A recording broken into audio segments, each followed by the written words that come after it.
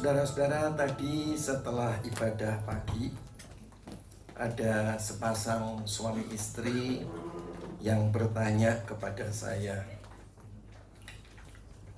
"Suami saya ini ilah nggak, Om?" Ini saya jawab apa, saudara, kira-kira? Kalau seorang istri di depan saya nunjuk suaminya yang di sebelahnya, "Om, suami saya ini ilah enggak?" Kira-kira jawaban saya apa? Iya, ilah. Ya, ilah. Kenapa dia menjadi ilah? Kalau kita mempersembahkan seluruh hidup kita kepada suami kita, suami kita menjadi ilah, suami kita menjadi berhala. Itulah sebabnya dari dulu saya katakan, kita harus mempersembahkan hidup kita kepada Tuhan. Dan kalau kita menjadi satu dengan Tuhan, maka kita juga akan menjadi satu dengan suami kita. Amin. Dulu banyak yang gak memahami, tetapi saudara-saudara, saya paham akan firman Tuhan ini. Mengapa saya paham? Karena saya praktekkan dalam hidup saya. Saya mengasihi Tuhan. Begitu saya mengasihi Tuhan, saya pasti mengasihi istri saya. Saya pasti bisa mengasihi anak saya. Saya bisa mengasihi musuh saya sekalipun. Kenapa? Karena saya menjadi satu dengan Tuhan. Dan siapapun yang menjadi satu dengan Tuhan itu juga menjadi satu dengan saya. Nah, saudara-saudara, termasuk berani nggak saya ngomong begitu, saudara? Berani, termasuk berani. Karena banyak pendeta-pendeta yang mengajarkan first priority itu adalah keluarga. Setelah itu Tuhan. Kalau nggak begitu keluarga pecah. Enggak, saudara. Kenapa saya berani mengatakan begitu? Firman Tuhan juga mengatakan begitu. Satu. Yang kedua, firman Tuhan itu katakan, kalau kita jadi satu dengan Tuhan, maka kita akan menjadi satu dengan suami kita. Kita akan menjadi satu dengan anak-anak kita. Kita akan menjadi satu dengan keluarga kita.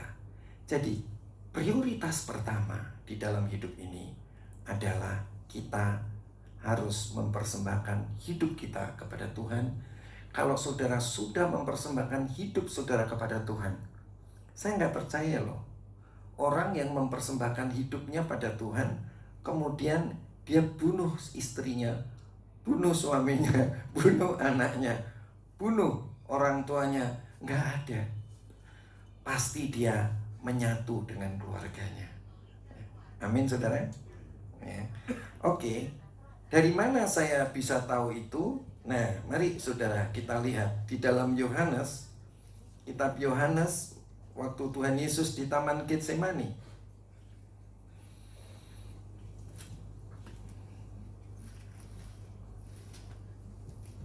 Tuhan Yesus di Taman Getsemani, ya, pasal 17.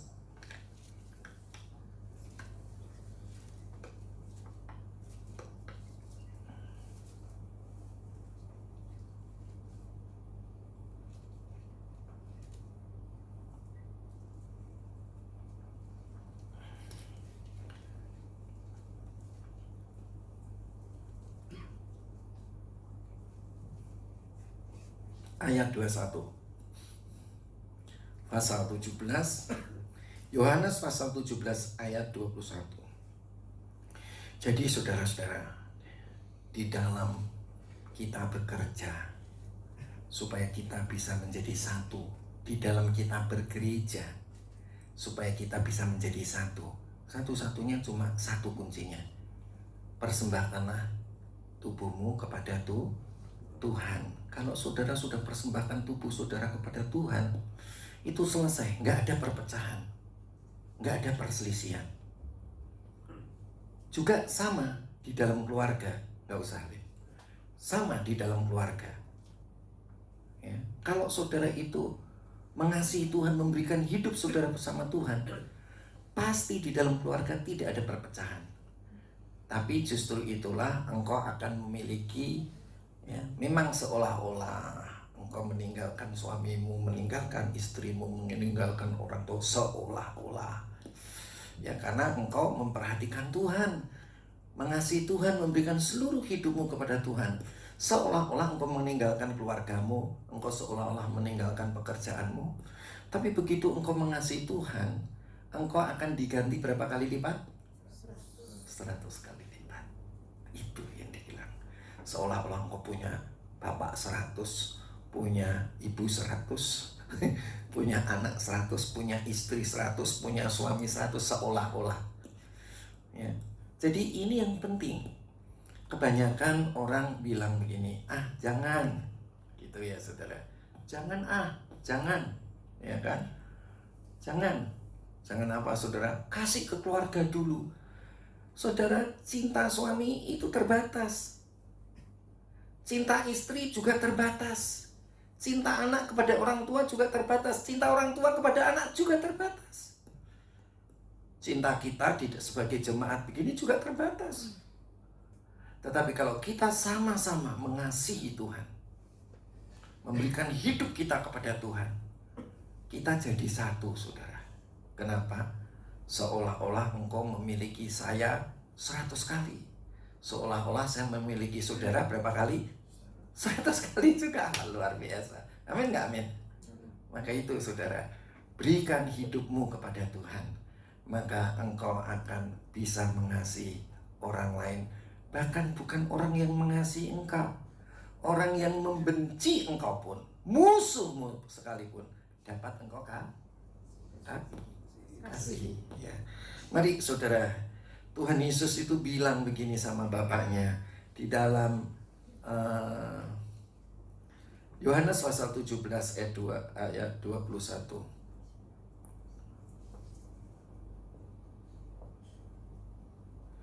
Kalau mau, ya, ayat 21. Supaya mereka semua menjadi satu. Menjadi berapa saudara? Satu. Ya. Sama seperti engkau, ya Bapa. Bapaknya Tuhan Yesus berapa sih? Satu. Sama seperti engkau, ya Allah Bapa, di dalam aku. Kalau Bapa di dalamnya Tuhan Yesus jadi satu apa enggak? Menjadi satu. Dan aku di dalam engkau, aku di dalam Bapa, jadi satu enggak? Iya. Satu, ya kan? Kata Tuhan Yesus, aku di dalam Bapa, Bapa di dalam aku, satu enggak? Satu kan? Ya. Terus agar mereka juga, agar murid-muridnya yang bersama-sama dengan dia, bersama dengan orang-orang yang belum bergabung dengan murid-muridnya, yaitu kita semua, dibilang agar mereka juga di dalam kita, supaya dunia percaya bahwa engkaulah yang telah mengutus aku. Jadi saudara-saudara, Tuhan Yesus bilang bahwa agar mereka juga di dalam kita. Kalau kita semua di dalam Tuhan Yesus, Tuhan Yesus di dalam Bapa, Bapa di dalam Tuhan Yesus, kita ini satu apa berapa banyak? Satu. Nah, keren kan? Jadi saudara-saudara, kita ini satu sama Bapa, kita satu sama Tuhan Yesus. Kita menjadi satu dengan Roh Kudus, dan kita masing-masing ini menjadi kalau engkau mempersembahkan hidupmu kepada Tuhan. Kalau engkau mempersembahkan hidupmu pada ilah, jadi berapa saudara?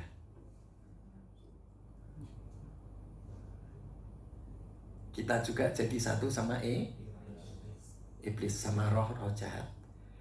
Ya, dan saudara tahu yang namanya iblis itu bapak segala pembohong. Walaupun kelihatannya satu, tapi kita dibelah-belah, dipecah-pecah. Jadi akhirnya terjadi keributan. Keluarga yang menyembah ilah mempersembahkan hidupnya pada ilah, itu akan terpecah-pecah. Nah, saudara pernah ke kuil? Ya. Saudara pernah ke kuil.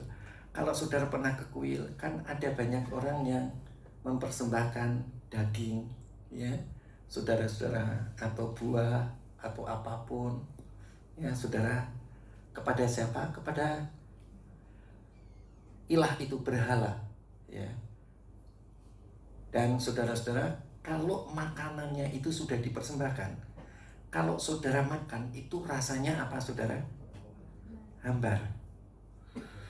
Ya. Rasa hambar itu kenapa? Karena dia dipersembahkan kepada berhala. Di balik berhala itu ada roh jahat. Dan roh jahat itu yang menjadi satu dengan berhala tadi, menjadi satu dengan daging saudara, persembahan tadi, menjadi satu dengan mejanya, menjadi satu dengan mezbahnya, saudara-saudara, menjadi satu dengan cawannya, menjadi satu dengan kita.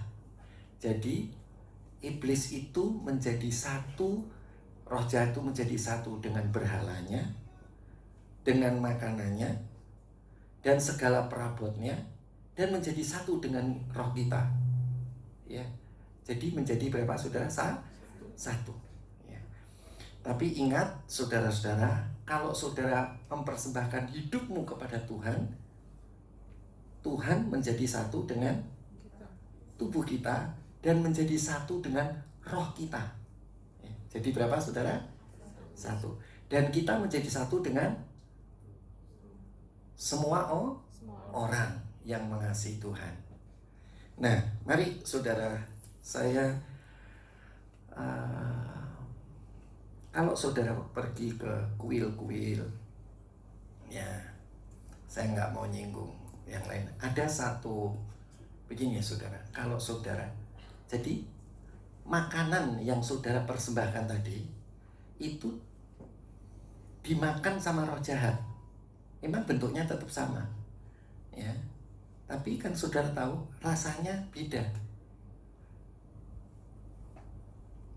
Sebelum dipersembahkan dan setelah dipersembahkan tuh rasanya beda. Dan kalau buah itu yang saudara persembahkan itu, kalau saudara makan, saudara yang mempersembahkan itu makan, saudara, buah ini rasanya juga hambar. Jadi persembahan itu dimakan oleh roh jahat, dan persembahan itu dimakan juga oleh kita. Nah, bagaimana kalau kita, sebentar, tadi Kalina kesaksian, saudara, di mana? Di Kelapa Gading, ya. Dulu dia suka beli buah-buahan di mana, Lin? Di Total. Ya, Total. Di Total itu suka kalau buahnya nggak manis bisa dikembalikan. Nah, dia kan waktu masih kecil, keluarganya itu mempersembahkan kepada almarhum, leluhur, ya, saudara-saudara. Dia dikasih, memberikan buah-buah dan makanan. Nah, dia nggak tahu buahnya itu dimakan. Terus dia bilang sama keluarganya, yang dia kan masih kecil, kok ini buahnya kok hambar ya, kok nggak dikembaliin aja ke Total? Enggak, ini buahnya sudah dipersembahkan kepada berhala, ya. Jadi sudah dimakan sama roh jahat. Maka kalau saudara makan, buahnya juga hambar. Nah, ini kalau saudara nggak mempersembahkan apa-apa, tapi saudara persembahkan tubuhmu ini kepada iblis, ya, saudara, kepada ilah, ya, kepada ilah, bukan kepada iblis, kepada ilah, kepada berhala, ya. Berhala itu bisa macam-macam. Tadi suami, istri, barang, hobi, ketenangan. Nah, begitu saudara persembahkan, jadi saudara-saudara, iblis itu makan apanya kita? Tubuhnya kita. Maka itu begitu engkau persembahkan kepada berhala, tubuhmu ini engkau persembahkan kepada berhala, tubuhmu ini, manisnya hidup tubuhmu itu diisep sama roh jahat tadi. Dan rohmu itu kan suka nikmati tubuh. Rasanya tubuhmu juga jadi nggak manis, nggak enak. Duduk nggak enak, berdiri nggak enak, kemana-mana hatiku nggak enak. Ya kan, ngerti ya saudara ya? Tapi kalau saudara persembahkan tubuhmu ini kepada Tuhan, duduk senang, berjalan senang, di mana-mana hatiku senang. Oke? Jadi jangan sekali-kali bersekutu dengan iblis.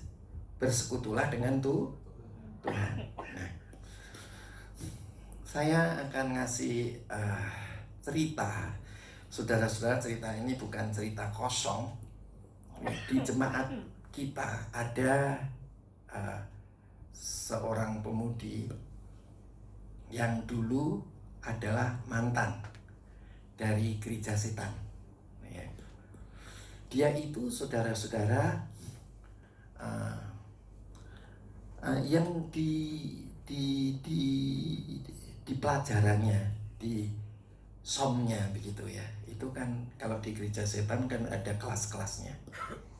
Ya, kelas dasar, menengah, tinggi. Di kelas-kelasnya itu diajarin kalau kita itu kan mempersembahkan tubuhnya Tuhan dan darahnya Tuhan. Betul? Betul apa enggak betul? Ya, roti dan anggur. Ya, tubuh dan darah Yesus. Kalau mereka yang dipersembahkan apa, saudara? Dagingnya janin. Ya, saya bilang, loh, kalau daging itu kan amis. Enggak, udah dimasak gitu. Kalau zaman sekali yang disebut mutilasi ya. Ya, aborsi kan ngeluarinya, motong-motongnya kan mutilasi. Betul ya? Ya. Terus kok kamu tahu itu darah? Pelajarannya memang itu darah. Lah, kok tahu? Nggak dibohongin kamu? Enggak, Om, dia bilang. Baunya itu amis kayak darah. Ya. Jadi kalau saudara mau menjadi satu dengan roh-roh jahat di udara, ada saudara-saudara, saudara harus mempersembahkan kepada siapa, saudara? Kepada ilah, berhala.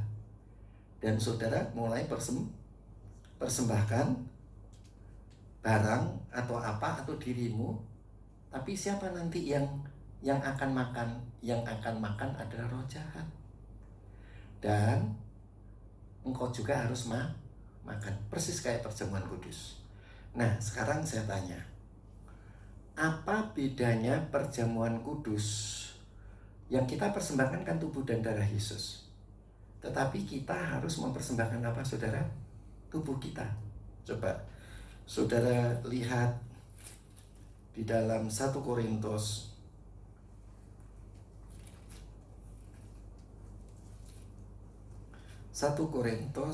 pasal yang ke-11 11. Tadi pagi saya sudah bahas 1 Korintus pasal 10 ayat 20 dan 1 Korintus pasal 10 ayat yang ke-17. Sebelum saya masuk di dalam perjamuan kudus, saya mau yakinkan dulu saudara, karena tadi pagi saudara nggak ikut, saya akan ajak saudara, kita itu kalau sama Tuhan itu jadi satu. Kalau sama Tuhan itu jadi satu waktu makan minum perjamuan kudus. Tadi ayatnya di dalam 1 Korintus pasal 10 dulu, ayat 16 dan ayat 17 ya. Jadi waktu saudara makan perjamuan kudus, ya, makan perjamuan kudus, saudara itu mempersembahkan tubuh dan darah Yesus. Tubuh dan darah Yesus itu sudah dipersembahkan Tuhan Yesus kapan? Waktu di Taman Getsemani. Lah kalau kita ini perjamuan kudus itu ngapain, saudara? Mempersembahkan tubuhnya Yesus lagi atau mempersembahkan siapa? Tubuh kita. Tubuh kita. Ya.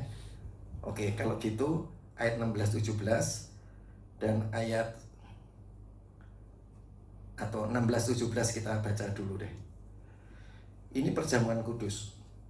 Bukankah cawan pengucapan syukur yang atasnya kita ucapkan syukur adalah persekutuan dengan darah Kristus? Ya, jadi kita itu nyatu, ya. Nyatu antara darah kita sama darahnya Yesus. Ya, yang dipersembahkan darahnya siapa, saudara? Darahnya Yesus. Dalam bentuk apa? Anggur.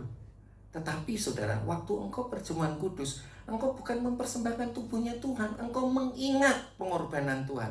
Engkau ingat Tuhan Yesus mempersembahkan hidupnya kepada Tuhan. Demikian juga engkau harus melakukan yang sama. Engkau mengingat mempersembahkan tubuhmu kepada Tuhan. Itu intinya. Ya, coba kita lihat. Bukankah cawan pengucapan syukur yang atasnya kita ucapkan syukur adalah persekutuan dengan darah Kristus? Bukankah roti yang kita pecah-pecahkan adalah persekutuan dengan tubuh Kristus? Jadi nyatu, ya. Kita harus percaya bahwa itu adalah tubuhnya Yesus, itu darahnya Yesus yang nyatu dengan tubuh dan darah kita, dan di mana tubuh dan darah kita ini juga kita persembahkan, ya. Ayat 17, karena roti adalah satu, maka kita sekalipun banyak adalah satu tubuh, karena kita semua mendapat bagian dalam roti yang satu itu, ya. Jadi saudara-saudara, waktu kita mempersembahkan tubuh Tuhan, mengingat tubuh Tuhan dipersembahkan kepada Bapa, maka kita juga mengingat dan kita memperlakukan yang sama, kita mempersembahkan tubuh kita kepada Tuhan. Jadi tubuh Tuhan dan tubuh kita menjadi satu. Amin. Darah Tuhan dan darah kita menjadi satu. Amin. Kemudian Bapa menjadi satu dengan Tuhan Yesus, dan Bapa menjadi satu dengan kita. Sampai di sini ngerti ya, saudara ya? Ngerti nggak, saudara? Enggak. Pak Sabar ngerti nggak, Pak Sabar ya? Menjadi satu.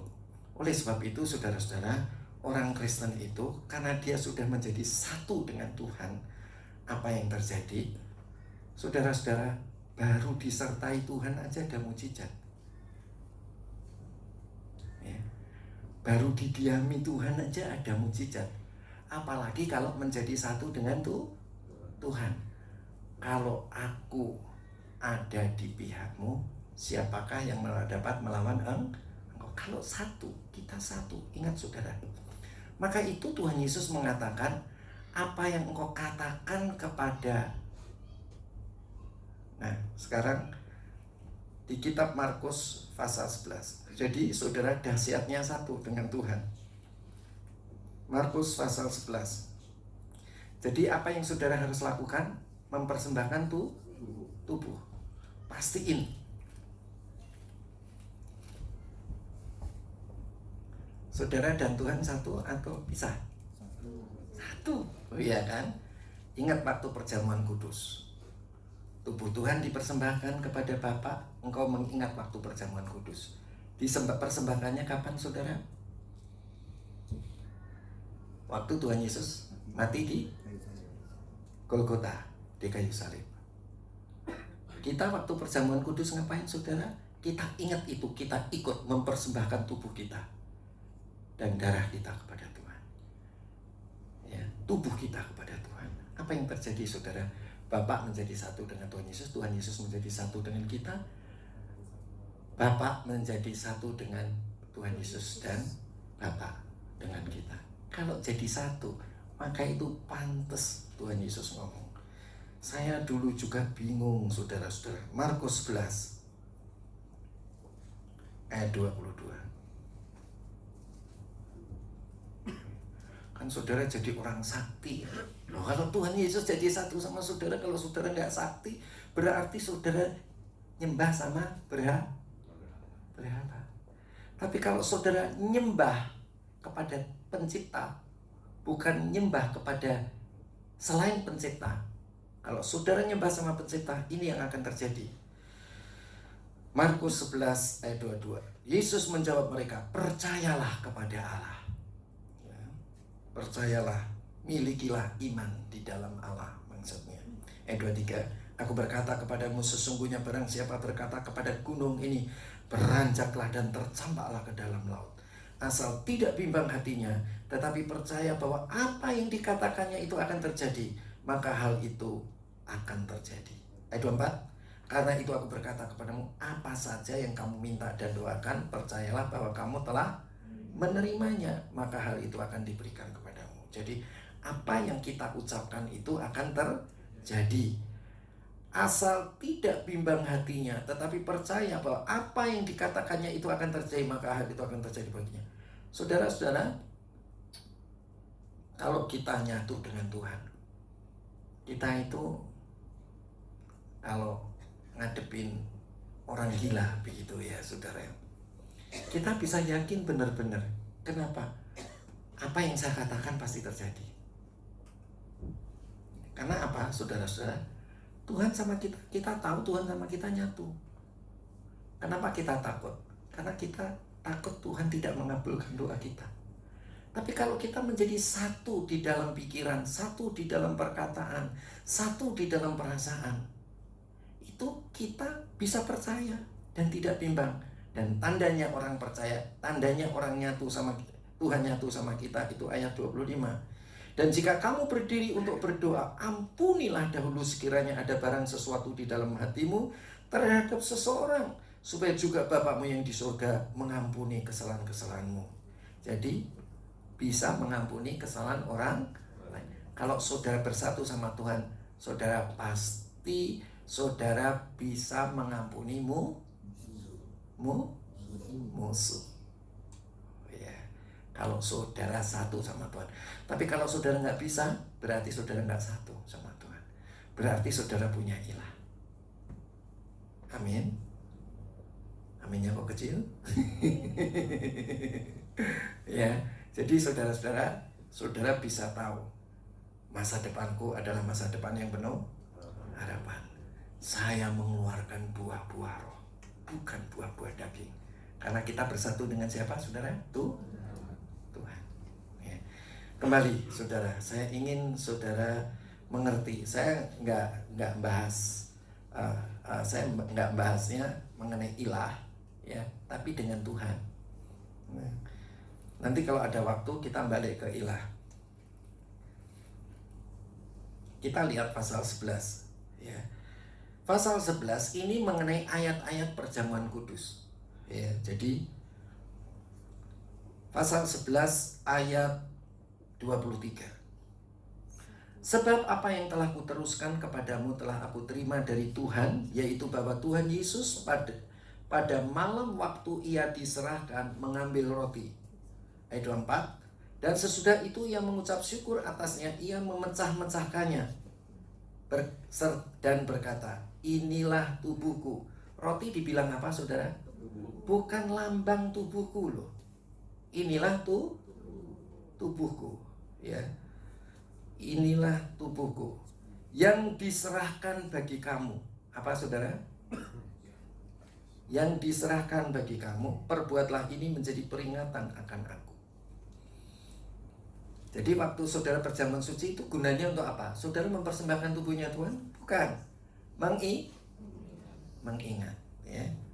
Demikian juga ia mengambil cawan sesudah makan lalu berkata, cawan ini adalah perjanjian baru yang dimeteraikan oleh darahku. Perbuatlah ini setiap kali kamu minumnya menjadi peringatan akan aku. Jadi setiap kita perjamuan suci, kita mengingat tubuh Tuhan dan darah Yesus sudah dicurahkan, dipersembahkan kepada Bapa. Di mana? Di Golgota, di atas kayu salib, ya. Oke, ayat 26. Nah, ini perhatikan. Jadi ini yang terjadi di dalam perjamuan kudus. Sebab setiap kali kamu makan roti dan roti ini dan minum cawan ini, kamu memberitakan kematian Tuhan sampai Ia datang. Ini tadi mengingat. Kemudian yang kedua dia memberitakan. Yang ketiga ayat 27. Jadi barang siapa dengan cara yang tidak layak. Nah, ini perhatikan saudara.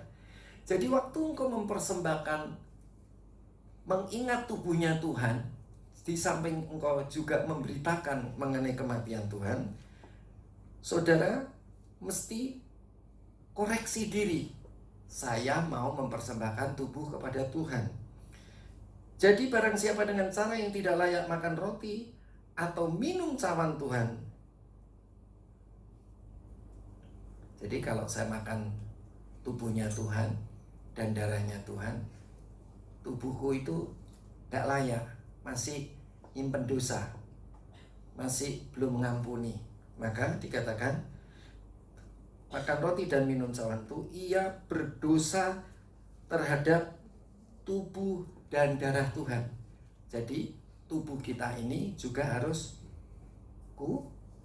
kudus, hidupnya udah kudus dan berkenan. Ya, jadi saudara harus mempersembahkan tubuh ini seperti tubuhnya Tuhan. Jadi saudara harus nyatu seperti tubuhnya Tuhan. Tubuhnya Tuhan kudus, berkenan, kamu juga kudus dan berkenan. Nah, jadi untuk apa? Bersama itu engkau juga persembahkan kepada Tuhan. Nah, kalau kamu bisa lakuin itu, apa yang terjadi? Banyak mujizat terjadi. Pertama, karaktermu berubah. Yang kedua apa, saudara? Dapat menikmati. Tubuhmu ini bisa kamu nikmati. Duduk senang, berjalan senang, di mana-mana hatiku senang. Saudara duduk di tempat ini senang nggak? Ya kan? Kalau saudara di rumah senang nggak? Ya mestinya senang. Dulu waktu saya bukan tinggalkan Tuhan ya, saudara, saya berhenti dari pelayanan. Saya tuh di kamar rasanya kepengen di luar, di ruang tamu. Habis di ruang tamu kepengennya pergi, habis pergi kepengennya lagi ke ruang. Pokoknya tubuh ini rasanya hambar. Ya, kalau tubuhmu rasanya hambar, nah itu artinya engkau tidak bersatu dengan Tuhan. Berarti bersatu dengan iblis. Karena engkau punya ilah. Ya, jadi gampang banget. Jadi gimana caranya, saudara, supaya nikah itu bisa dirasakan? Gimana supaya kerja itu bisa dirasakan? Gampang, persembahkan tubuhmu kepada Tuhan. Ya, itu gampang banget. Ya. Jadi saudara nggak usah usir-usir setan. Begitu saudara itu memberikan tubuhmu kepada Tuhan, roh Tuhan menjadi satu dengan rohmu, yang terjadi semuanya beres. Setan yang ada di tubuh hilang, setan yang ada di menyatu dengan roh kita juga hilang. Yang menyatu di dalam pekerjaan juga kita hilang. Ya. Setan pokoknya yang diberhala kita juga hilang, semua akan hilang. Dan saudara akan bisa menikmati apa yang saudara persembahkan kepada Tuhan. Ya. Jadi maka itu dibilang engkau akan seolah-olah memiliki kembali 100 kali lipat dari apa yang kau tinggalkan kalau engkau mempersembahkan kepada Tuhan. Karena itu hendaklah tiap-tiap orang menguji dirinya sendiri, dan baru sesudah itu ia makan roti dan minum dari cawan itu, nguji apakah aku ini sama seperti Tuhan, kudus dan berkenan. Kenapa, saudara? Kita mau satu dengan tubuhnya Tuhan. Nggak boleh tubuh kita itu nggak sama dengan Tuhan. Namanya kita dibilang nggak layak. Jadi barang siapa dengan cara yang tidak layak makan roti dan minum cawan Tuhan, ya. Jadi kita harus layak. Kalau kita makan dan minum harus layak. Untuk apa, saudara? Karena kita juga sedang mengingat Tuhan Yesus mempersembahkan tubuhnya kepada Bapa, dan kita sudah juga mengingat, memberitakan bahwa Tuhan juga sudah melakukan itu. maka kita juga sedang mempersembahkan tubuh kita kepada Tuhan. Yang akan terjadi apa, saudara? Tuhan nyatu dengan kita. Apa yang kita katakan akan terjadi. Perjalananmu akan menjadi berhasil dan beruntung. Gimana kalau buntung? Pasti punya ilah lain. Ya. Hidup kita tidak kita persembahkan kepada Tuhan. Hidup ini rasanya tubuh ini nggak puas. Loh saudara, makan nasi garam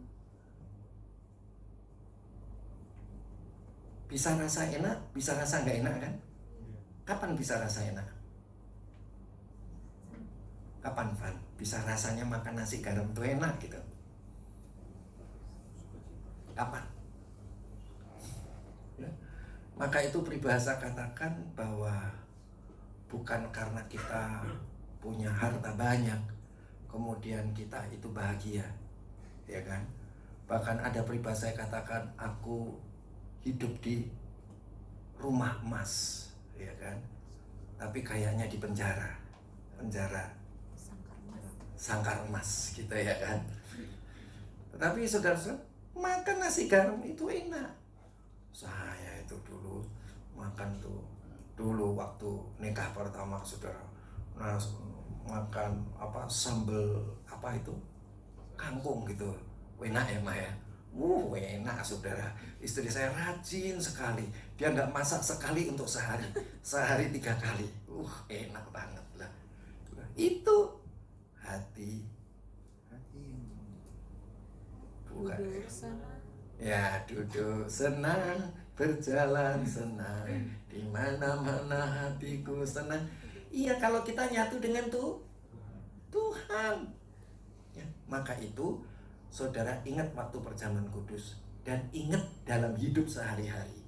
Ingat tubuhmu ini tubuhnya jaga. Ingat bahwa tubuhmu ini rumahnya Tuhan, mesti dihiasi. Jangan sampai kotor. Ya, amin saudara. Oke. Sini. Karena barang siapa makan dan minum tanpa mengakui tubuh Tuhan, ya harus diakui itu tubuhnya Tuhan. Jadi engkau harus makan dengan cara yang layak. Ini tubuhnya Tuhan juga. Ya kan? Tuhan Yesus kan katakan bahwa kita adalah bagian daripada tubuhnya Tuhan. Dan Tuhan Yesus juga ngomong bahwa tubuhmu itu adalah rumahnya Tuhan. Ya. Oke. Jadi kita harus hidup kita sehari-hari harus jagai tubuh kita, bahwa tubuh kita ini adalah tubuhnya Tuhan, rumahnya Tuhan. Kalau rumahnya Tuhan gimana? Jangan sampai kotor, jangan sampai najis, ya, saudara, jangan sampai cemar, ya. Oke. Ia mendatangkan hukuman atas dirinya. Jadi saudara, kalau saudara di waktu makan perjamuan kudus tidak makan dan minum dengan tubuh yang seperti tubuhnya Tuhan, menghormati tubuhnya Tuhan, sehingga tubuh kita harus sama seperti tubuhnya Tuhan, yang terjadi apa? Akan mendatangkan hukuman atas diri kita. Hukuman. Coba dilihat ayat 30. Sebab itu banyak di antara kamu yang lemah. Udah jadi anak Tuhan, rajin ini perjamuan kudus, tapi kok lemah. Ayo, siapa yang badannya lemah hari ini? Ya, ingat itu istilahnya bahasa gaulnya itu kualat. Tahu kualat? Siapa yang nggak tahu kualat? Tahu kualat semua ya? Ya, udah pintar semuanya ya. Kualat, jadi badannya itu makan perjamuan kudus kok badannya lemah. Hidup sehari-hari badannya lemah terus. Ya, karena tidak menghargai tubuhnya ini adalah tubuhnya Tuhan. Tidak menghargai tubuhnya adalah rumahnya Tuhan. Jadi apa saudara? Lemah. Ya. Dan sakit. Ya. Ingat loh saudara, kalau kita tidak menghormati ya tubuh Tuhan, Jadi hidup kita tidak makan tapi tidak menghormati tubuhnya Tuhan, tidak menyesuaikan diri dengan tubuhnya Tuhan. Yang terjadi, engkau akan menjadi lemah dan sakit sedikit yang di gereja kok mati. Oh, kena jantung. Kena COVID-19 kan ya. Ingat saudara-saudara, apa itu saudara? Itu adalah karena saudara tidak menghormati tubuh dan darah Tuhan. Ya, itu tidak mendatangkan berkat, tapi mendatangkan kutuk. Nah, ini saudara mesti paham sungguh-sungguh. Jadi kalau bersatu dengan Tuhan, kamu harus nyesuaiin diri sama Tuhan. Ku persembahkan hidupku kepadamu Tuhan, untuk kemuliaan-Mu ku berikan hidup ini sebagai persembahan yang berkenan padamu. Pokoknya hidup ini waktu sembahyang, waktu saudara di pekerjaan, waktu saudara di jalan, kerinduan kita hanya satu, aku ingin menyenangkan Tuhan. Nah, gampangnya begitu ya. Apa yang terjadi? Tubuh kita akan menjadi kuat, tubuh kita akan sehat, dan umur panjang. Murah rezeki. Ya. Murah apa? Yang murah rezeki. Engkau akan terus naik dan tidak pernah turun. Ya. Ini orang yang sudah Kristen, ya, yang sudah bersatu sama Tuhan, tapi tidak selalu bersatu. Sudah bersatu sama Tuhan, tapi tidak selalu bersatu. Jadi istilahnya gandengan sama Tuhan pisah, gandengan sama Tuhan pisah, ya, nggak konsisten. Ya, itu saudara. Saudara pernah tahu bangsa Israel itu dibaptis dalam awan dan laut. Ya, bangsa Israel itu makan apa saudara? Minum air dari batu, dipukul sama Musa, mengeluarkan air. Dia makan roti dari surga, makan saudara. Tapi dalam sehari dia dibinasakan oleh Tuhan 23.000. Kenapa? Karena Adam bersatu sama Tuhan, Adam bersatu sama iblis. Nyembah apa saudara? Berhala. Sehingga dia bersungut-sungut. Nah, begitu ya saudara. Oke, sekarang kita lihat. Kalau kita menguji diri kita, hukuman tidak menimpa kita. Tetapi kalau kita menerima hukuman dari Tuhan, kalau sudah terlanjur kayak begitu, ya wes ora opo-opo, katanya Pak Jokowi ya, ya wes ora opo-opo, gitu ya. Tetapi kalau kita menerima hukuman dari Tuhan, ya udah anggap aja kita masa lalu kita sedang dididik supaya kita tidak akan dihukum bersama-sama dengan dunia. Tapi kalau terus-terusan, ya bisa kayak bangsa Israel, sehari mati 23.000. Ya, saya rasanya saya kepengen memberi kesempatan saudara, ya, bersatu dengan Tuhan, karakter saudara berubah. Berpisah atau bersatu dengan roh jahat melalui berhala, melalui ilah, saudara, karakter saudara jadi daging. Ayo, saya kasih waktu. Siapa yang mau bersaksi?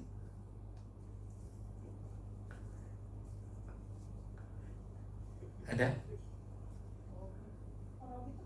Oh, ayo, silakan, mari.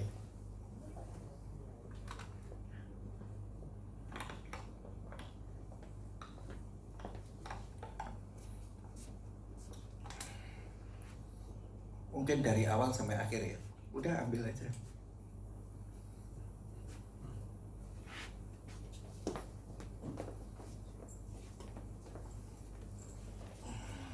Tes. Ya. Dibesarin lagi itu coba. Kalau yang saya mau bagiin sini tentang ini apa? Kalau saya ilahnya itu ego. Jadi harga diri atau ego bagi saya penting waktu itu dulu. Jadi karena ego saya terlalu tinggi atau harga diri saya terlalu tinggi itu, jadi untuk memaafkan itu saya paling berat gitu. Dan kalau misalnya saya biasanya udah blacklist orang, itu harusnya sih seumur hidup saya nggak bakalan ampunin gitu. Kalau dulu masih saya kurang ngerti gitu.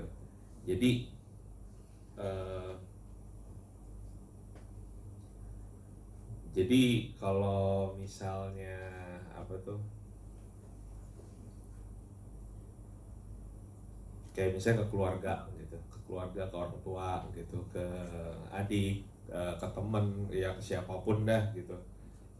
Saya tuh orangnya keras kepala sekali gitu, keras kepala. Jadi kalau misalnya saya bilang nggak akan saya ampunin gitu ke orang tua gitu.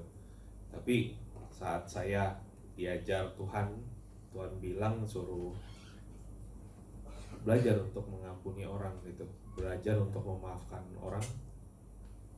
Ya kadang Tuhan ngomong berulang-ulang itu kadang bisa dulu ya, kadang bisa bulanan diingetin terus ya udah nanti dah terus lama-lama kadang ya ya saya nurut juga, saya buang ego itu. Waduh, itu harusnya sih yang namanya saya minta maaf,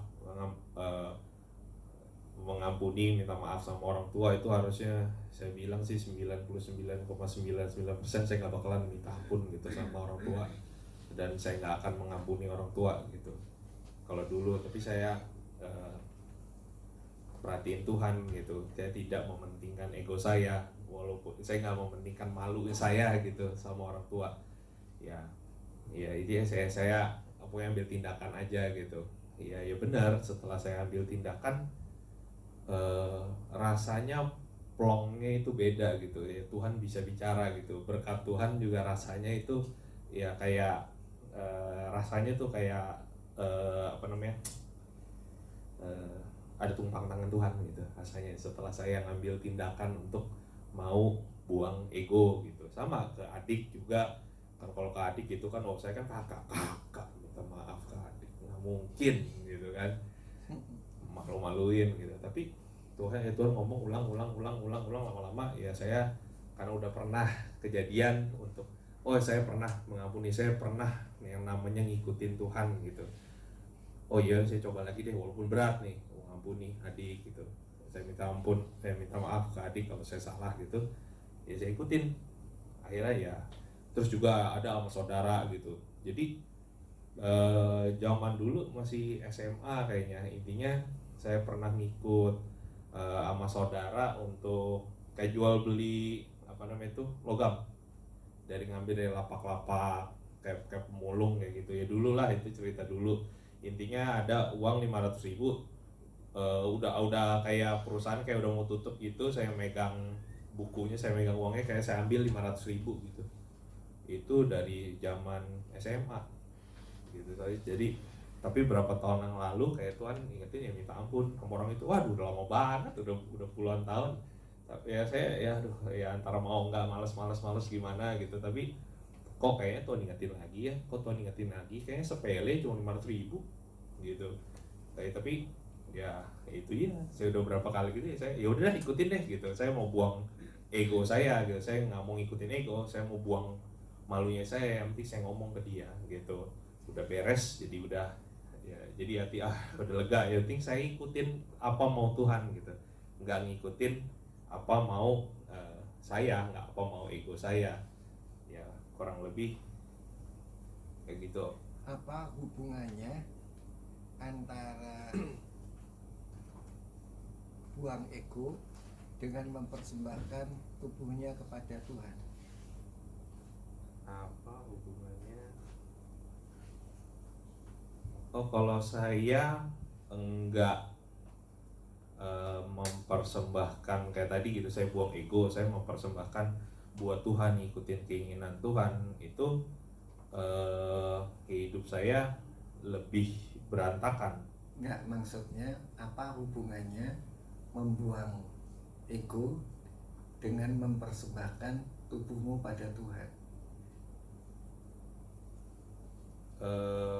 Kalau kamu mempersembahkan tubuhmu pada Tuhan, apa aja yang Tuhan ngomong kamu ikuti. Gimana? Kalau kamu mempersembahkan tubuhmu pada Tuhan, apa yang diomong Tuhan kamu ikuti. Ya. Nah, itu maksudnya. Ya. Oke. Iya.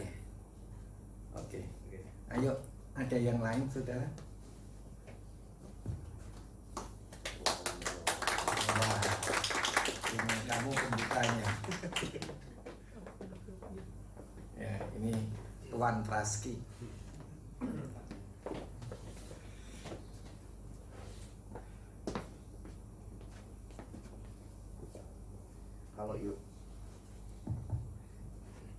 Kalau ilah saya tuh saya sangat-sangat hobi pelihara binatang sih. Nah, kalau saya renungin, maksudnya renungin gitu, ngecek ke diri saya gitu ya. Hampir semua binatang saya Buka aja itu. coba pelihara gitu ya. Bukan coba sih, saya seneng banget gitu, maksudnya saya renung, maksudnya dari tadi ngecek diri saya sendiri gitu. Maksudnya kalau saya dari kecil gitu, saya senang pelihara hal-hal yang maksudnya kayak binatang gitu ya. Kalau saya juga nggak, kadang-kadang orang bilang tanganmu tuh bagus gitu ya. Kalau saudara tahu nggak, anak ayam tuh yang kecil itu kan, kalau saudara beli paling mati kan, pernah ada yang hidup nggak sampai gede? Kalau saya sih Iya. hidup terus. Saya dulu tuh kalau teman-teman pada beli pasti mati. Saya pernah pelihara anak ayam tuh sampai hidup loh, sampai dewasa. Saya ingat banget. Jadi itu kalau misalkan apa namanya, dulu maksudnya kalau misalkan anak ayam itu, saya punya, waktu masih sekolah saya ingat banget, saya punya uang jajan itu, saya rela-rela beliin buat tempat minumnya, saudara. Tau nggak tempat minumnya itu yang botol kayak gitu. Terus saya beli ur ayam gitu ya. Pokoknya gimana caranya beli bohlam gitu biar ayam itu anget, saudara. Kalau dulu mereka ayam itu tuh teman saya pelihara mati, saya bisa hidup loh, saudara, sampai gede loh. Ayam negeri itu kan susah kan hidupnya, peliharanya gitu ya. Kalau orang bilang kena apa geledek aja dia bisa mati, ya kaget ya. Ya terus saya juga bingung gitu, tiba-tiba kok bisa pelihara bisa sampai gede gitu ya. Terus kalau saya pernah ngeliat gitu, ayam udah mulai lemes nih, saya dikasih tahu sama nenek saya dulu, coba lu kasih panadol ya. Jadi panadol dibelah 4, jadi tuh dibuka mulutnya, dikekokin, hidup loh beneran. Jadi sampai bener-bener sehat walafiat gitu ya. Akhirnya udah gede saya kasih mbak gitu ya, saya kasih mbak gitu. Terus ilah gitu, bicara soal ilah, saya tuh kalau misalkan apa namanya suntuk gitu ya, saya tuh lebih seneng ngeliat hewan, binatang atau binatang kayak gitu om. Jadi itu kayak misalkan apa namanya, kalau YouTube itu, contoh YouTube dah, saya udah paling hafal namanya Mancing Mania segala macam itu. Pokoknya berhubungan dengan binatang-binatang tuh saya tahu, pokoknya kayak daerah mana yang bagus gitu ya. Soalnya kalau di YouTube saya cari misalnya ikan terbesar di mana-mana itu kayak udah menjadi addicted ya maksudnya. Terus kayak hampir, kalau orang bilang gitu, maksudnya kalau di kantor nih, anak-anak suka melihara ikan di kantor. Lebaran kan libur panjang kan, tuh jatahnya sampahnya ke saya gitu ya. Saya disuruh bawa pulang gitu ya. Saya udah pelihara gitu ya, lama gitu, awet gitu ya. Terus teman saya ada yang ngasih. Saya ingat banget, teman saya waktu itu mau jalan-jalan ke Malang, dia punya hamster 1 biji gitu ya. Terus dia bilang, gua titip sama lu ya katanya, mau ke Malang gitu. Itu punya anaknya, dikasihlah kandangnya dan 1 induknya jantan gitu ya. Terus saya kan waktu itu saya ngeliat nih seorangan wae gitu ya, binatangnya gitu ya. Itu benar-benar hamster itu di tangan tuh bisa nurut loh, sampai saya kadang-kadang isengin taruh di ranjang aja gitu. Saya taruh di ranjang, terus tiba-tiba dari saya bilang, "Ih, gua beliin ya ceweknya," gitu ya, kan cowok kan, dibeliin ceweknya. Nggak tahu kenapa, pokoknya tiba-tiba tuh jadi banyak banget, bingung, saya juga bingung gitu, jadi banyak banget, jadi tuh sampai waktunya habis ngurusin gitu ya. Itu kan kadang-kadang mau kunjungan, aduh ingat kasih makan dulu, udah gitu banyak banget kan, terus harus nyuci apa namanya tuh, apa namanya, kandangnya, makanannya, kotorannya, tuh kayak hati tuh kayaknya punya keharusan harus beresin itu dulu gitu loh, ya kan. Itu banyak banget, sampai saya pelihara kuskus tuh, tahu kuskus nggak, binatangnya itu awet banget, sampai sakit pun saya kasih apa gitu, sembuh gitu ya. Pokoknya kayak nggak kayak apa namanya, punya keinginan, maksudnya kalau misalkan kayak apa yang namanya, kayak banyak hal binatang gitu ya. Sampai saya inget gitu ya, kalau saya dulu keluar kota nih, kalau keluar kota misalkan pergi, saya ingat banget, saya ngotot sama temen saya bilang, gue mau ke kebun binatang pokoknya. Yang lain pada nggak mau, akhirnya saya apa, naik gojek. Saya inget banget, saya naik gojek gitu ya, pasti di luar kota, mau ke kebun binatang. Saya sampai barusan saya pun juga inget, oh ya segila itu ke saya ya dulu ya, segila itu beneran. Sampai kalau misalkan maaf kata, kalau travel gitu ke jalan-jalan ke negeri, pasti yang saya cari apa, SeaWorld gitu ya. Saya tuh sampai pokoknya lu mau jalan-jalan bareng gua, pokoknya lu harus ikut, pasti ikutinnya kemana, SeaWorld. Itu udah pasti gitu ya, udah pasti rutinitas, hal-hal yang rutin gitu ya. Ya ke kebun binatang, pokoknya tenang aja, pokoknya rutinnya saya udah 2 itu, SeaWorld kalau nggak zoo deh, pokoknya itu satu hal yang tanpa sadar itu membuat saya tuh kayak punya hilang waktu gitu ya, benar-benar hilang waktu. Jadi kalau saya suntuk pun, saya ngeliat apa, ikan koi yang di Jepang harganya mahal-mahal gitu ya. Kura-kura saya hafal banget, kura-kura darat saudara, yang harga yang kecil gitu ya, 1.500.000, kecil banget gitu ya. Udah hampir setiap hari saya cari mana yang murah ya, bahkan saya cari mana yang mau ngasih adopsi ya, itu kayak satu hal yang benar-benar apa ya namanya, menyala-nyala gitu ya, sampai malam-malam saya cariin gitu ya. Kan di Instagram ada adopsi gitu ya, kalau anjing pun gitu ya. Saya tuh kalau di Instagram punya ada satu shelter itu tempat penitipan anjing gitu ya, itu saya apa namanya, saya add gitu ya, saya follow gitu ya. Terus dibilang gini, dia ngumpulin kan di tengah pandemi kayak gini tuh banyak orang yang buang-buang anjing karena mungkin nggak sanggup pelihara gitu ya, terus ditampung sama dia. Terus dia tulis gini katanya, kami kekurangan dog food ya kan, kekurangan daging, kekurangan apa segala macam, butuh vaksin butuh vaksin, terus butuh steril itu artinya supaya mereka digabungin, mereka nggak kawin, nggak punya keturunan gitu ya. Di hati saya tuh, di mana saya punya bisa ngasilin duit buat nyumbang ini loh. Tuh benar-benar kayak antusias gitu loh, nggak dibayar, benar-benar nggak dibayar, kayaknya punya kerinduan gitu ya. Dulu saya ingat banget, saya punya, belum lama sih, saya punya uang 75.000 yang baru gitu ya. Saya iseng gitu ya, saya jual gitu ya. Modalnya kan 75.000, saya bisa jual harganya saya kali 4. Dan peminatnya nggak lama saya post langsung ada yang beli gitu ya. Ya udah saya sumbangin uangnya ke mana, shelter gitu ya. Jadi apa namanya, saya mau bilang bahwa setan itu tanpa sadar, dari tadi pagi pun saya bilang kayaknya saya enggak deh. Saya maksudnya enggak, itu bukan ilah saya gitu, tapi saya pikir-pikir gitu ya, iya juga ya, maksudnya sampai benar-benar menghambat apa namanya, menghambat itu loh, apa namanya, waktu saya untuk doa gitu ya, kalau malam-malam gitu ya. Kalau suntuk yang saya lihat, mancing mania mantap gitu kan. Mancing mania mantap gitu ya. Dari kecil kan, dulu belum ada internet, saya tahu nih, acara ini Sabtu 2:30 saya nonton itu. Ya. Apa namanya? Terkadang kita ngerasa hobi kita ini lumrah. Ya, ya maksudnya hobi ya, kesenangan itu kayaknya lumrah, tapi kok saya cek ya, maksudnya kadang-kadang nih, maksudnya ya hatinya itu dibilang sukacita tuh kadang-kadang ada dropnya, dibilang tawar ya kayak kapal selam ya, naik turun gitu ya. Tapi saya coba, maksudnya telaah diri saya gitu ya, kok kayak gini ya, maksudnya kita kan, saya juga udah pelayan di depan mimbar gitu kan, kok ternyata masih ada ilah gitu yang menghambat hidup saya gitu. Padahal kalau firman Tuhan bilang kan orang Kristen harus naik terus kan, kurvanya tuh naik ya saudara ya. Ya itulah pengalaman saya gitu ya. Saya maksudnya dari kecil sampai besar gitu ya. Saya ingat gitu tadi pas sharing bahwa saya sampai di otak saya gini, saya kalau punya rumah saya mau punya kolam ikan. Beneran gitu ya. Isinya ikan koi. Itu mau bikin kolam itu bener-bener aduh. Sampai saya bilang kalau orang Chinese bilang tuh ikan koi itu kan bau hoki ya. Benar nggak koan? Iya ikan koi. Karena harganya mahal gitu ya kan. Aduh kayaknya adem gitu kalau ngeliat itu ya. Adem bener-bener adem gitu ya. Maksudnya kalau kerjaan suntuk ngeliatnya angka mulu nih. Aduh.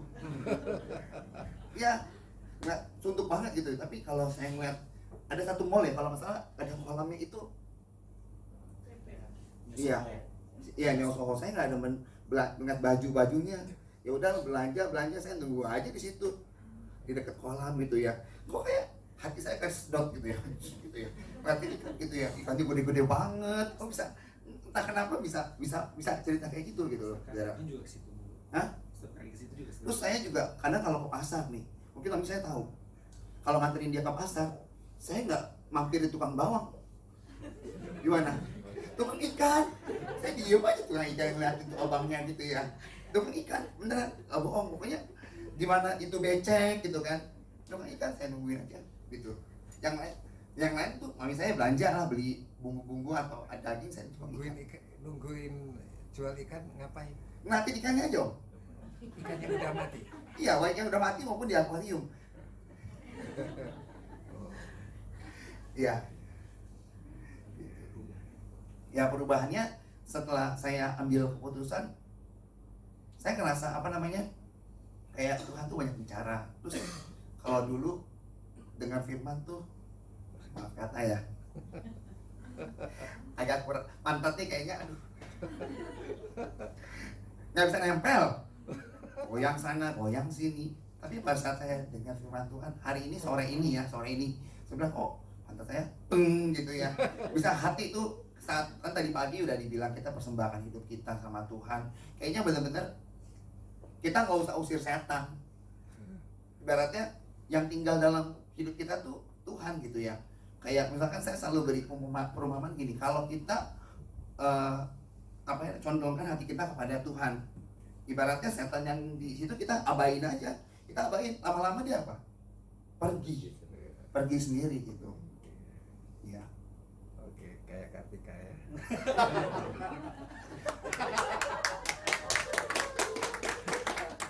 Oke, ada lagi? Oke, kalau Tidak ada, kita jadi tahu ya sudah ya,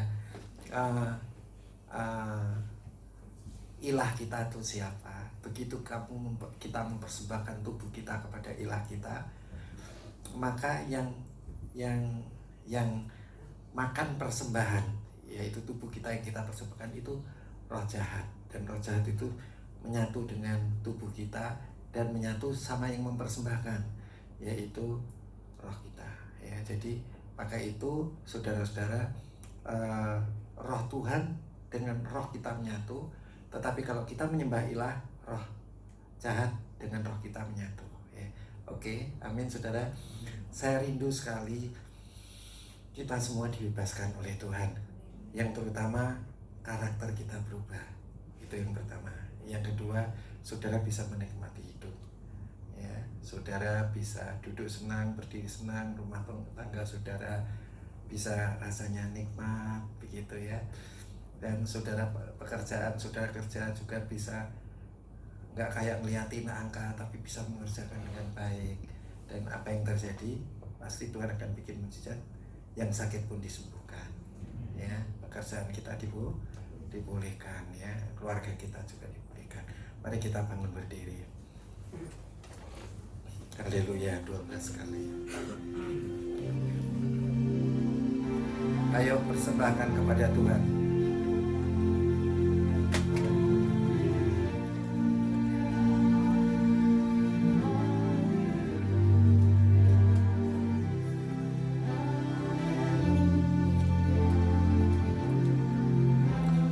persembahkan.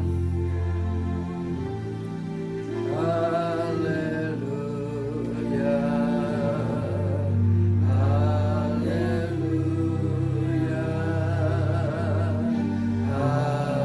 haleluya, haleluya. Mari kita angkat tangan kita, angkat hatimu. Haleluya, haleluya, haleluya,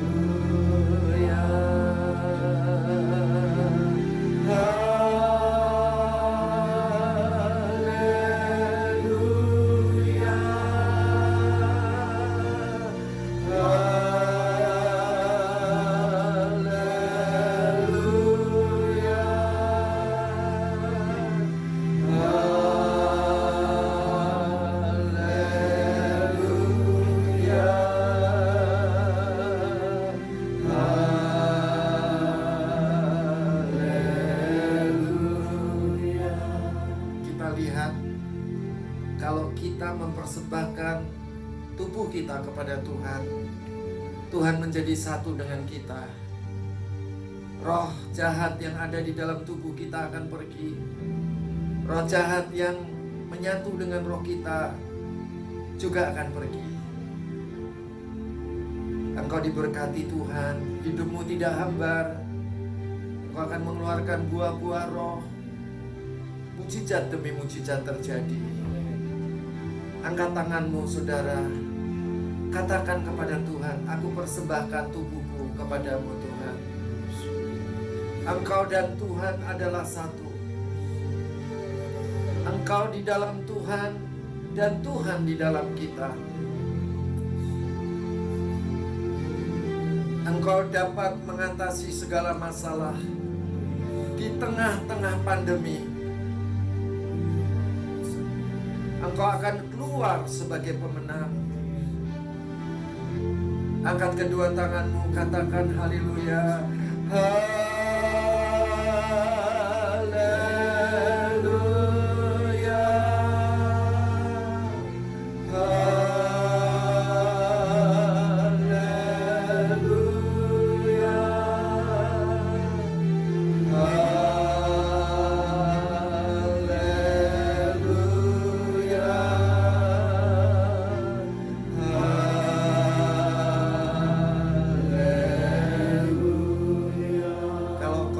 Merasa putus asa, rasanya hidup hambar, berkeluarga juga hambar. Semua apa yang kau kerjakan menjadi tidak berhasil dan tidak beruntung. Engkau sudah dengar dengan firman Tuhan. Ayo, persembahkan hidupmu kepada Tuhan. Nah, biar engkau menjadi satu dengan Tuhan. Dan apa saja yang kau kerjakan menjadi berhasil. Dan apa saja yang kau ucapkan akan menjadi berhasil. Angkat tanganmu, katakan haleluya Tuhan. Haleluya.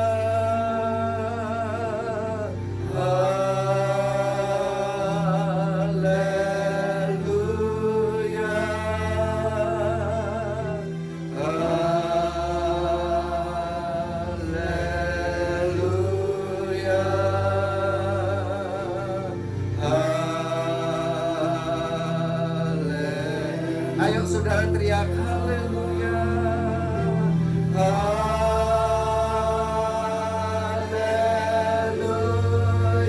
Yesus. Haleluya.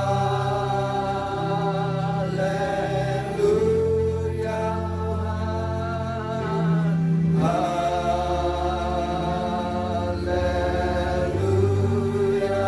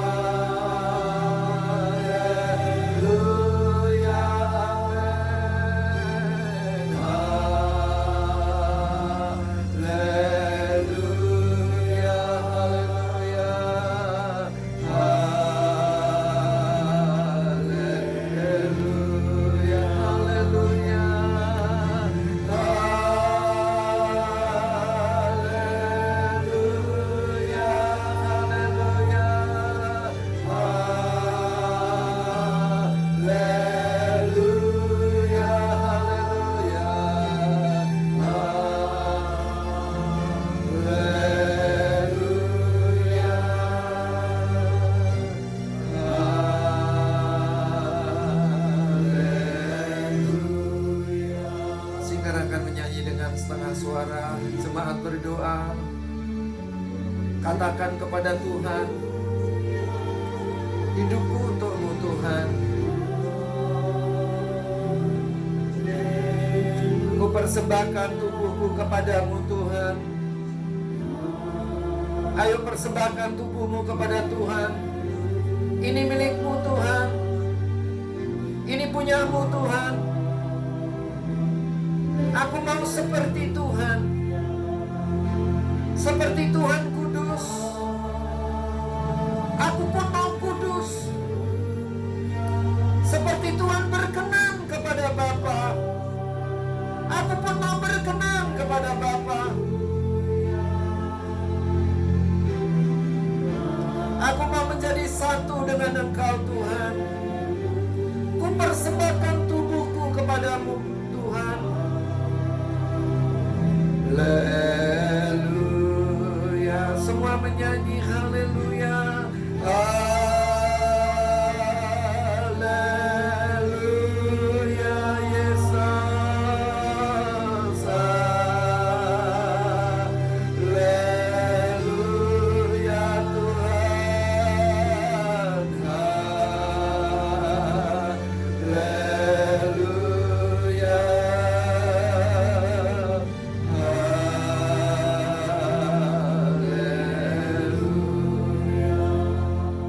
Siapa yang terikat oleh roh-roh jahat? Kalau engkau ingin menyerahkan tubuhmu kepada Tuhan, engkau boleh maju ke depan. Tetapi ini harus dengan ketulusan. Mau mempersembahkan tubuhnya untuk Tuhan. Engkau ingin mengalami perubahan. Engkau sudah usaha, tetapi selalu gagal. Engkau boleh maju ke depan.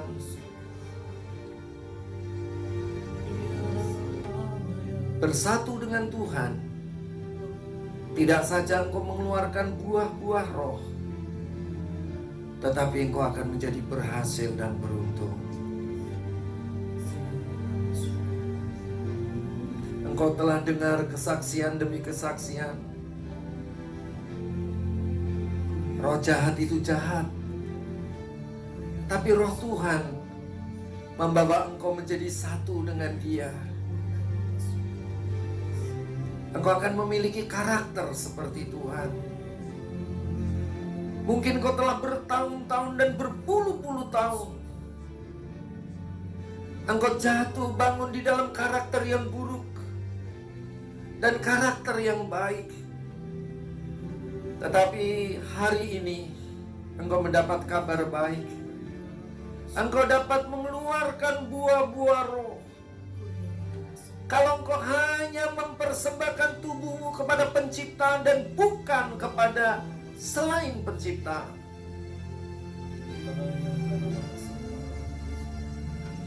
Haleluya.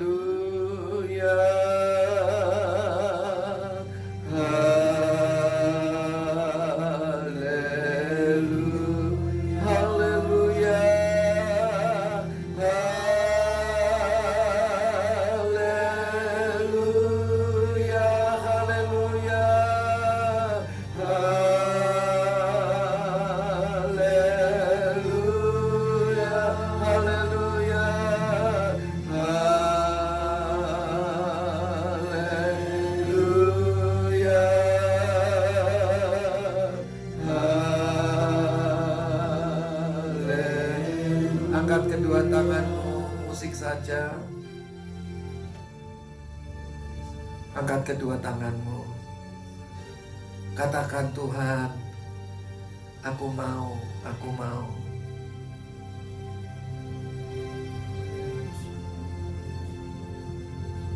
Aku mau Tuhan. Saya rasakan ada hadirat Tuhan yang kuat. Saya percaya Allah sedang bekerja di antara kita. Jangan stagnasi, saudara. Tetapi saudara harus maju. Jangan berhenti. Kalau saudara berhenti, pasti mengalami kemunduran.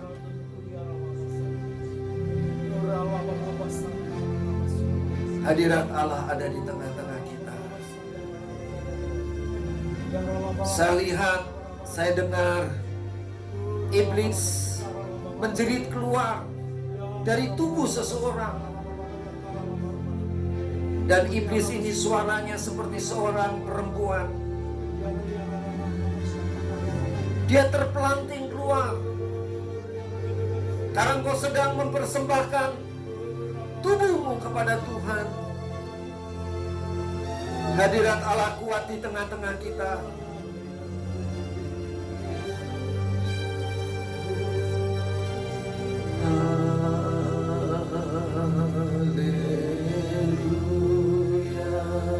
Ayo saudara, angkat tanganmu, katakan kepada Tuhan,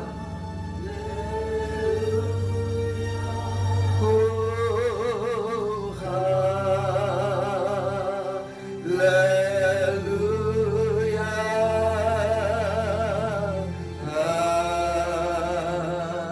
haleluya,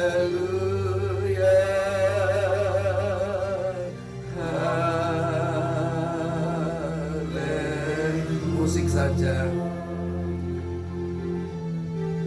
Iblis terpelanting keluar karena engkau mempersembahkan hidupmu kepada Tuhan, tubuhmu kepada Tuhan. Saya merasakan hadirat Allah yang kuat di tengah-tengah kita. Ya Bapa yang baik, iblis terpelanting keluar dari tubuh karena ada seseorang yang mempersembahkan tubuhnya kepada Tuhan.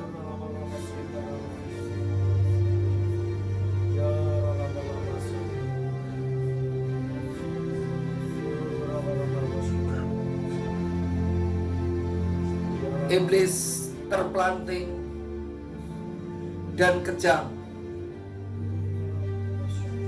dan dia menjerit. Tubuhnya kaku. Persembahkan tubuhmu kepada Tuhan, itu cukup. Jagai tubuhmu serupa dan segambar dengan Tuhan, yang selalu mengikuti akan rohmu. Biarlah tubuh, jiwa dan rohmu menjadi satu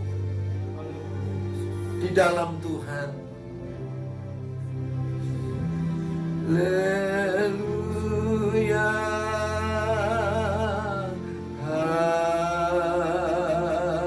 Saya percaya ada banyak yang dibebaskan di tempat ini. Haleluya.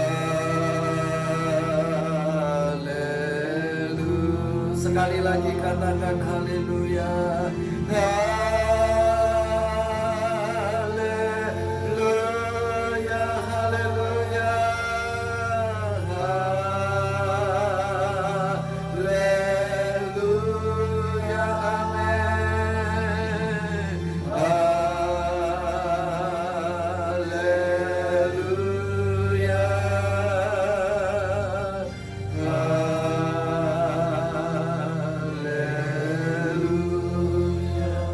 Adakah engkau mendapat penyataan Tuhan? Engkau boleh menyampaikannya.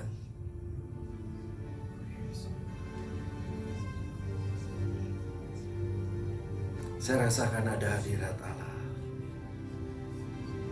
Kuasa Tuhan yang besar, kehadirannya yang nyata. Tuhan mengatakan, jangan takut anakku. Aku mengasihimu. Aku mengendaki engkau kembali kepadaku, menyatu dengan aku. Maka iblis akan keluar daripadamu. Akulah Tuhan Allahmu. Akulah Bapamu. Akulah juru selamatmu. Akulah penolongmu. Jangan takut, aku mengasihi engkau. Aku akan membawa engkau memiliki karakter seperti aku.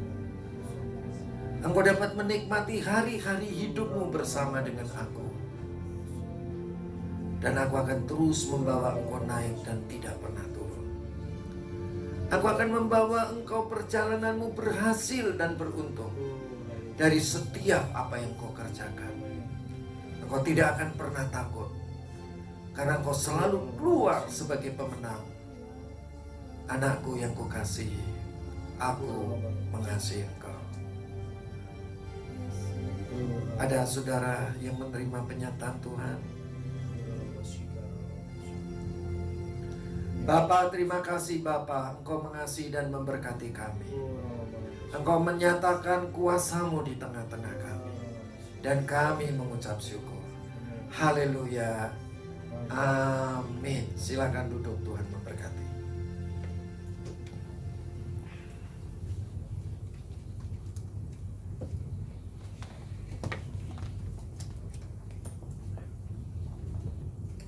Sambil saya bacakan pengumuman, kantong persembahan dapat diedarkan.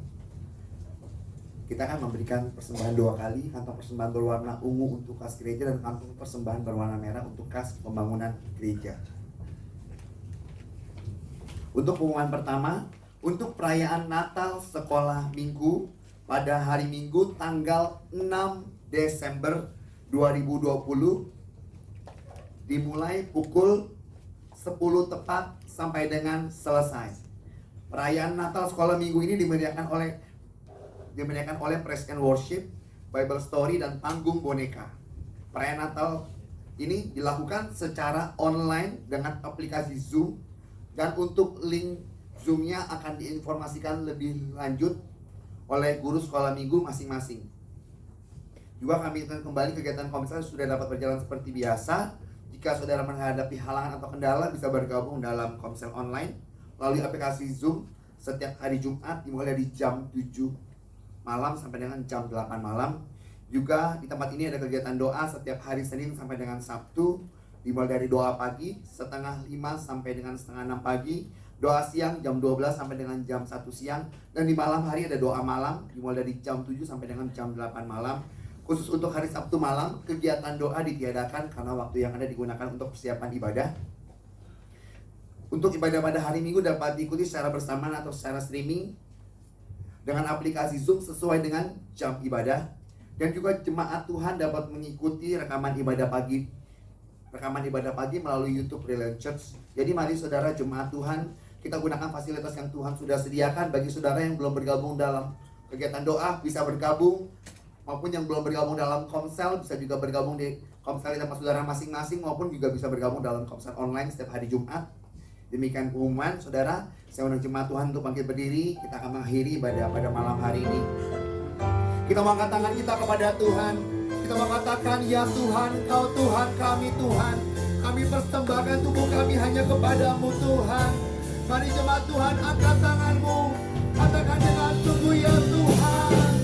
Ya Tuhan, Tuhan kami, bernama-Mu, Kau yang sudah berikan setiap tahun anak-anak-Mu, Tuhan. Tuhan kami dimuliakan. Mari bersatu, katakan pada Tuhan, ya Tuhan. Haleluya, haleluya.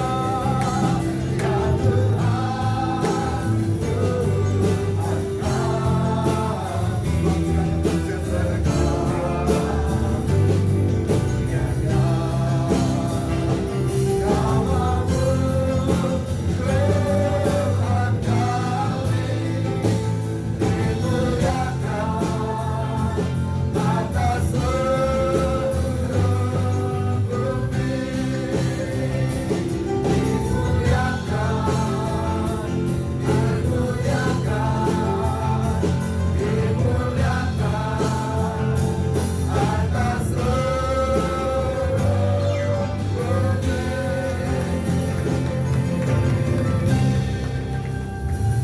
Bapa yang baik, kami mengucap syukur kepada Tuhan karena Engkau telah berfirman dan menyatakan diri-Mu, sehingga kami semua memiliki kesaksian-kesaksian yang hidup dalam diri kami masing-masing.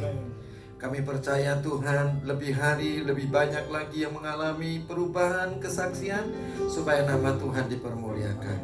Tuhan, terima kasih kalau kami sudah mengembalikan apa yang telah Tuhan berikan, dan kami percaya Tuhan akan membuka tingkap-tingkap langit dan memberkati kami.